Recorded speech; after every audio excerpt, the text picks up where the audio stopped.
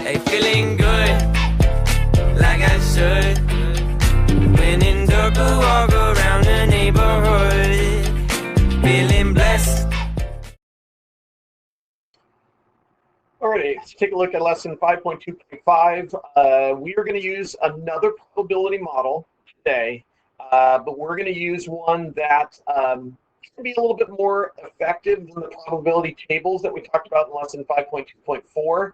The probability trees are excellent to use when you need to make an organized list that involves more than just two events. So with the probability tables, you had two different events, and you had one across the top and one across the side, and then you could do those little combinations. But with probability trees, you might have like more than two of those events. So let's go ahead and review these definitions here. A probability tree is another tool, just like the probability table, used to organize data so you can find the probability of multiple outcomes or events.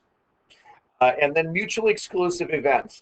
This is something the definition is going to come up within the problems that we're working on. Sorry, a little distracted.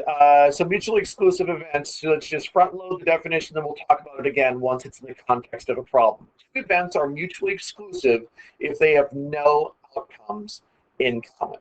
Okay, so just get that written in, and that'll make more sense once it's in context.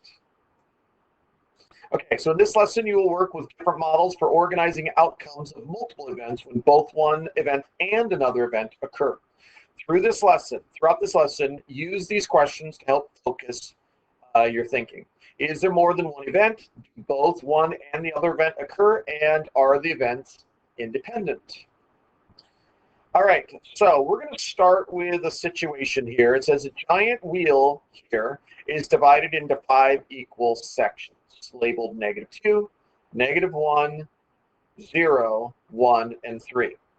At the double spin, players spin the wheel shown at the right 2 times. The sum of their spins determines whether they win. Okay, so what we're going to start doing here is we're going to start trying to think of all the possible sums that you could get. So remember, what we're doing here is you would spin it once. That would be your first number, -1, then spin it again. That would be your second number, 3. You add those together. 3 and -1 add together to give you a sum of 2. So what I want you to do is pause and just think of all the possible sums that you can get. I'm not going to write all of them down because I'm guessing there might be some sums that maybe we don't account for. Okay, so like for instance, you might write down 3 and 1 makes 4, so that would be one of them, and 3 and -1 is 2, 3 and 0 is 3, and so on and so forth. But remember, the sums are from 2 spins. So you could technically get a 3 on the first spin and a 3 on the second one, so a 6 is a possible sum as well. So what I want you to do is think about, try and make a list of all the possible sums, and then which sum do you think is most probable? So for instance, this is a game, right? We're spinning this twice. If we want to win the game, there might be like, I guess, how would the game even work? What do you say? I'm going to go with the number 6. Because I think that's really likely that it'll land on the 3 2 times in a row. And so you might be hoping for that to be the winner, and maybe you bet on it. I don't know exactly how the game works. They don't go into details about what you win as your prize for this game. So at any rate, just think of these 2 questions first. Make a list of all the possible sums you think you could get, and then which one do you think is the most common, the most probable? Okay, go ahead and take some time to think about that. Might be a good idea to copy down the spinner as well, just to have it in your notes so that if you look back at this information, you'll know what it was you were working with. All right, so hopefully you've made a list of the possible sums. Which sum do you think would be the most probable? When I was thinking about it, I know I didn't list out the possible sums, but I was thinking probably the ones that are going to be the most common would be either the 0 or the 1. But I honestly, I do not know. I did not analyze any probabilities. It just seemed like out of those numbers, those would be likely numbers that would come up again a few times, because I was thinking of like the 3 and the -2 is going to give you a 1, and then the -1 and the 1 is going to give you 0, and then the 0 plus 0 would give you the 0. So I I first initially thought 0, then I thought, well, maybe the 1 might pop up as well, since like 1 plus 0 is equal to 1. But it's kind of hard to figure it out, right? So here's where we could create a probability table to figure out all the possible sums. So remember, the two events, you are going to be spinning this spinner twice. And you can get a -2 each time. You can get a -2 and a -1. You could get a -2 and a 0, and so on and so forth. So what I would like for you to do is copy down this table here with all your possible results of your first spin and all of your possible results of your second spin, and then add those together. Okay, so this is, we're finding sums. And record what all the sums are here. Then you're going to record all the different sums here and tally how the frequency, how many of each one there are, to find out which one is the most probable. Okay, so go ahead and spend some time filling in this table, writing down all the different sums and how many of each one there are. All right, so let's take a look at the results of our probability table. When you add -2 and -2 together, you get -4. -2 and -1 gives you -3. -2 and 0 gives you -2. -2 and 1 gives you -1. And -2 and 3 gives you a sum of 1. Now, if you're still struggling with integer operations at this point, this particular operation is going to be very challenging for you. So it's really, really important at this point in 7th grade that we know how to add positive and negative numbers together. So take a look and make sure that all of your sums match what I have here, so we can move on to the business of answering the questions about the probabilities, not of focusing on our sums. Okay, so I guess I'm going to go in order from least to greatest. So the smallest sums appear to be over here. So we've got a -4, and there's one of those. You've got -3, and there are 2 of those. You got 1, 2, 3 -2s. You've got 1, 2, 3, 4 -1s. And you've got, how many zeros do we have? 1, 2, 3. And we've got 1, 2, 3, 4 1s. You've got how many 2s? 1, 2, 3 2s. You've got how many 3s? You got 1, 2 3s. You've got 2 4s, and you got 1 6. Okay, so everything on the left are the sums, and everything on the right is the frequency. And since we've got a total of 25 different individual outcomes, 25 is going to be our denominator, right? And so this would be 1 out of 25. This would be 2 out of 25 would be the probability. This would be 3 out of 25, and so on and so forth. Actually not write the probabilities in there. We can answer the question, right? Which one appears to be the highest probability? It's the sum of -1 and the sum of +1. Those are the ones that have the highest likelihood of being your sums when you take this spinner and you spin it twice. All right. Now, in this particular situation, we had 2 events. Each event was a spin of the spinner. Now we're going to look at a situation where using a probability table is not as easy. This is a situation where you got 3 different events. Scott's job at Crazy Creations Ice Cream Shop is to design new ice cream flavors. The company has just received some new ingredients, and Scott wants to be sure to try all the possible combinations. He needs to choose one item from each category. So he's got a base flavor, he's got a mix-in, and he's got a fruit swirl. The base flavors for their ice cream is either vanilla or chocolate. The mix-in will be either hazelnuts, sprinkles, or toffee bits, and then the fruit swirl will be either apricot, plum, berry, or grape. And don't even get me started on someone who's going to mix chocolate, toffee, and berry flavors, because that just sounds gross. But whatever, we're running with it. It would have been much nicer if they'd have chosen some more of a neutral flavor that goes with these, but whatever. Okay, I guess what it really gets to me is when we go to the yogurt shops and my daughters and son throw some of the grossest things into their yogurt flavors. They say they love it. I think it's disgusting. But that's my issue. I don't want to project it onto my lessons or any of you. Maybe you love that stuff as well. So let's just move on.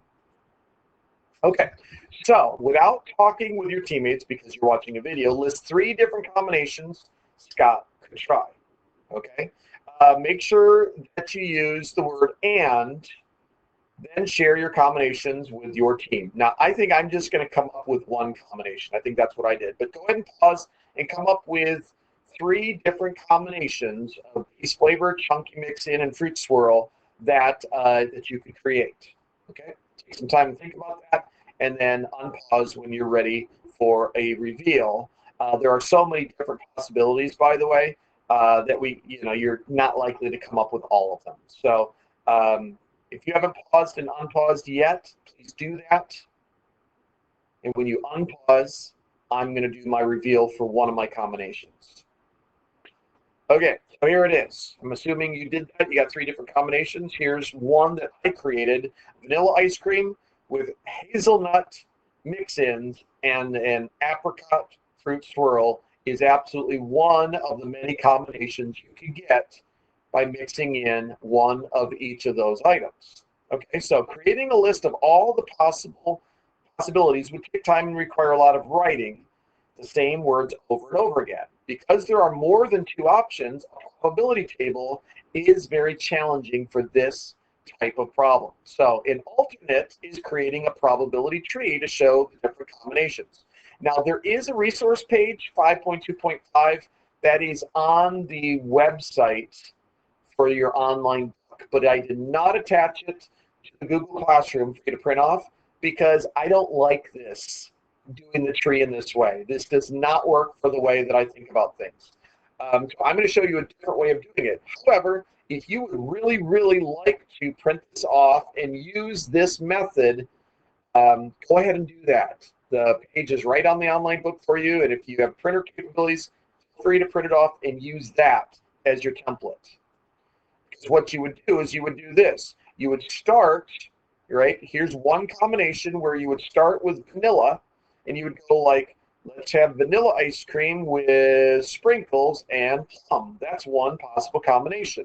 Or you could take vanilla with hazelnuts and grape. That's another combination. And you could work with every single one of these to get them. And so essentially what we would do is go vanilla, hazelnut, apricot, vanilla, hazelnut, plum, vanilla, hazelnut, berry, and vanilla, hazelnut, grape. And then you would work through the same process with the sprinkles and with the toffee bits. Okay?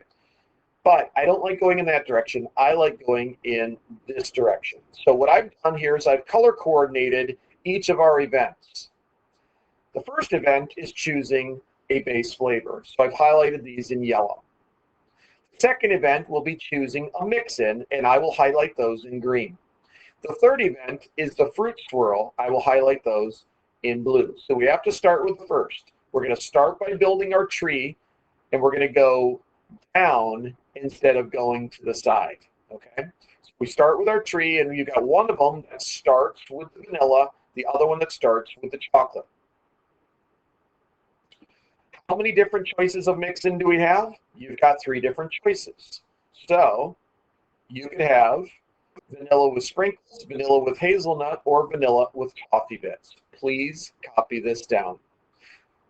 If you started with your chocolate base flavor, you could have chocolate with sprinkles, chocolate with hazelnut, or chocolate with toffee bits, which, by the way, all of these options sound delicious. All of those options sound delicious. It's when we get to the fruit swirl where I'm just offended by the idea of mixing these fruits with these flavor choices. But once again, I'm just going off on something that has nothing to do with you, so let's just drop it. Okay, so how many choices of fruit swirl are there? You can choose either apricot, plum, berry, or grape to go with your sprinkles and your vanilla. So you've got a choice of vanilla, sprinkles, apricot, vanilla, sprinkle, plum, vanilla, sprinkle, berry, and vanilla, sprinkle, grapes. What I would like for you to do is to finish this process. Complete this tree entirely, okay? Go ahead and pause and get this tree finished, and then I will reveal in a moment. Okay, so basically what we have here is a situation where this just gets repeated every single time, right? And so we end up with the bottom row showing us all of the total number of combinations that you would have. It doesn't give us every single combination. So, if we're going to start making a list of all the combinations, we would do something like this, where, maybe I would abbreviate it as VSA would represent the vanilla, sprinkles, and apricot. This one right here would be like VT, maybe plum. Maybe I'll do that one. So the vanilla, toffee bits, and plum. And so you could use abbreviations for each one of those situations. But how many total do we have there? It looks like we got 1, 2, 3, 4, 5, 6, 7, 8, 9, 10, 11, 12.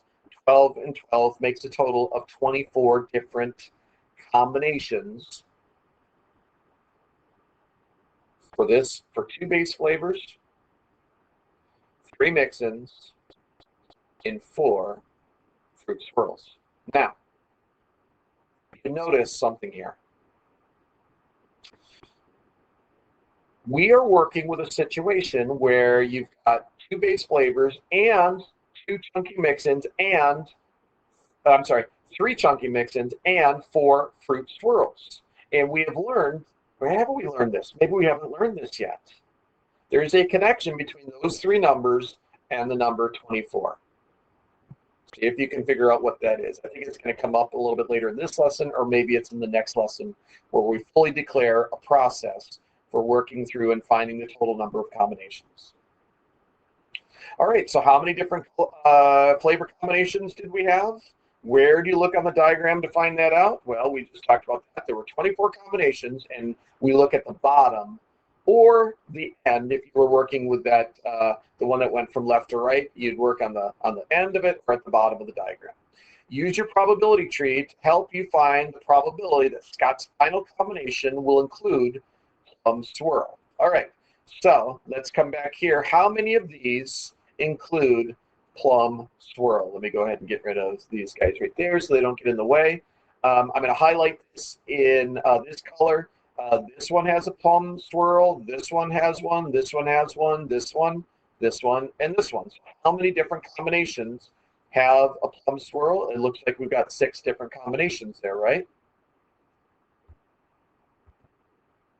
So the probability would be 6 out of the 24, which would be the same as 1/4. So you've got a 25% probability of just randomly choosing a combination that includes plum swirl. What is the probability that the final combination will include hazelnuts? All right, so which one has hazelnuts? Looks like all of these have hazelnuts. And all of these have hazelnuts. So it looks like we have a total of 8 combinations that include hazelnuts. So that would give us a probability of 8 out of 24, which is 1/3, which is the same as 33 1/3%. So if you just randomly choose one of these combinations, there's a 1/3 probability that you're going to get one that has hazelnuts. All right, now is where we start discussing the idea of mutually exclusive events. Scott's sister loves hazelnuts, and Scott's little brother loves grape. Recall that events are favorable outcomes. List all the outcomes in Scott's sister's event and list all the outcomes in Scott's little brother event. Now, I expect this to be kind of confusing, so I'm not going to ask you to pause. I'm just going to list them out for you and you can copy them down. Remember, if Scott's sister loves hazelnuts, then what we want to do is we want to list every possible combination that has hazelnuts. And we've already highlighted those, right? These are the combinations. So it would be vanilla, hazelnut, apricot, vanilla, hazelnut, plum, vanilla, hazelnut, berries, vanilla, hazelnut, grapes, and then the same combinations with the chocolate. Okay, so we should have 8 different outcomes for his sister. These are all the outcomes with the vanilla and the hazelnut, and then the 4 different fruit swirls. And these are all the combinations with the chocolate and the hazelnut and the 4 different fruit swirls. So that would be 8. And Scott's little brother loves grapes. So we're going to have to go back and do the exact same thing and highlight all the ones that have the grape.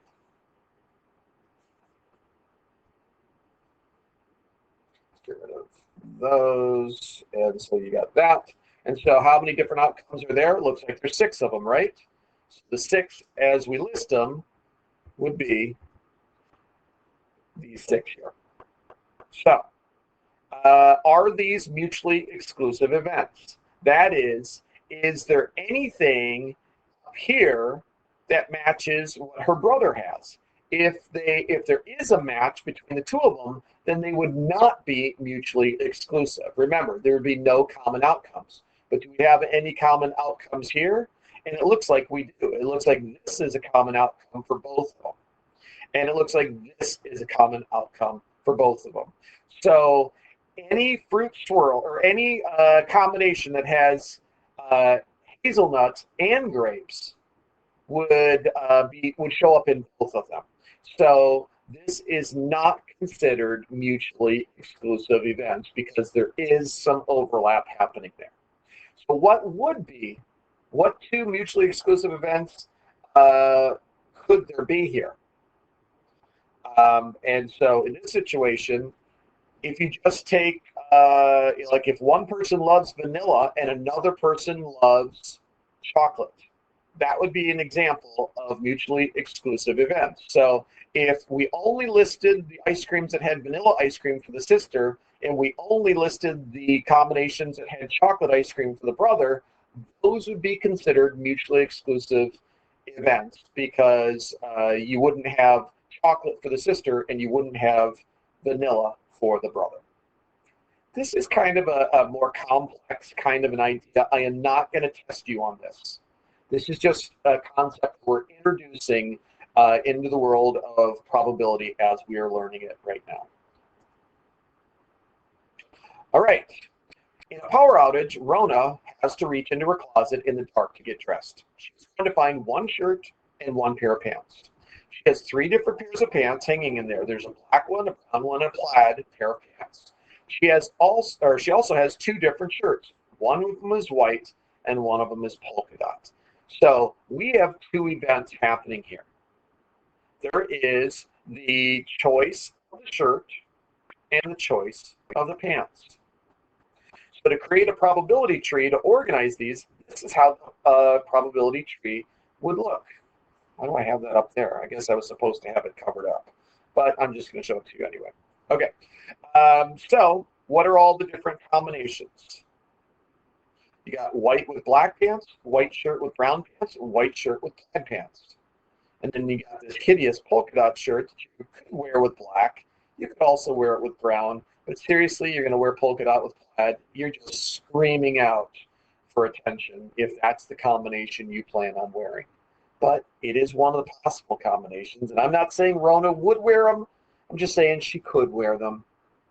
So what is the probability that she will wear both a polka dot shirt and plaid pants? Well, polka dot shirt and plaid pants would be this combination right there, and that represents 1 out of the 6 possible outfit combinations that she could get. So it's a 1/6 probability. What's the probability that she will not wear black pants? Well, let's figure out which ones do not have black pants. Those 2 do not have black pants, and those 2 do not have black pants. So 4 out of the 6 combinations do not have black pants, so that simplifies down to a 2/3 probability. For what kinds of problems can you also make a probability table? If it is possible, make a probability table for this situation. Which way of representing the outcomes do you like better? Well, that's a judgment thing, but there are only 2 events here, correct? So we could actually create a probability table for this situation. Okay, so if there are 2 events, tables will work. So here's how that table would look. Go ahead and create this table. And go ahead and figure out what all the different combinations are. And then we'll answer these last 2 questions. Okay, are the events polka dot and plaid mutually exclusive? And are the events polka dot and white mutually exclusive? Go ahead and create the table and then see if you can get those two answers correct. All right, is this what your table looks like? These are all the 6 combinations that we had here with probability tree, right? You could have a white shirt with black pants, white shirt with brown pants, white shirt with plaid pants. You could have a polka dot shirt with black pants, polka dot shirt with brown pants, and polka dot shirt with plaid pants. So, are the events polka dot and plaid mutually exclusive? What do you think is the answer to that? I said that the answer is no, because you could wear plaid pants and a polka dot shirt. That's what this combination right there is showing us. Actually, let me change that, because the yellow, yeah, no, it's just the way that I'm thinking about things.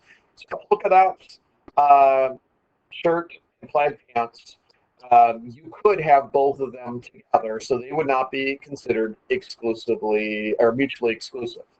Are the events of polka dot and white mutually exclusive? And in that situation, yes, because it's a polka dot shirt and a white shirt. Is there any combination that has both the polka dot shirt and the white shirt? No, there isn't. So these would be mutually exclusive events. You would never wear a white shirt, or I should say you should never wear a white shirt and polka dot shirts at the same time. But you know someone out there is probably going to wear 2 shirts just to prove that they can. So, all right, that does it for this lesson. Really, the big idea for this lesson was to show you that there are other ways to organize our possible combinations. There was the probability tree that we learned in the previous lesson. No. The probability tables that we learned in the previous lesson. And in this lesson, we learned about making probability trees, which is especially nice to use when you've got more than 2 different events. Okay? Okay. Good luck with your homework, and there might be a check for understanding for this lesson. We'll see. We got one more lesson to go, and then we're going to begin our preparation for Chapter 5, Test Number 1. All right, take care. Bye. Hey, feeling good, like I should.